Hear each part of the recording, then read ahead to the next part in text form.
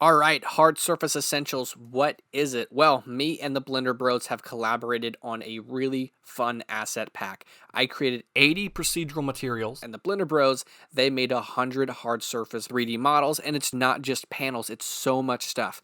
So many things you can see in the PDF that you get when you download it. Tons of stuff in there, along with the 80 procedural materials that I grouped together to make them really, really easy to use and really versatile for whatever creative project you want. Now, if you're watching this the day of launch, for the next 3 days, you can get the bonus pack, which has 2+ hours of training that'll show you how to make 2 specific hard surface environments that are really cool, along with 5 extra procedural materials provided by me. So if you want to grab that, it's available for the next 3 days. But again, you can use these in your creative projects for whatever you want. They're incredibly high quality models, incredibly high quality materials that are really just going to boost your workflow and cut some of that extra tedious process out and get you to the creative process. So if you want to check that out, hit the link in the description, and thank you for watching.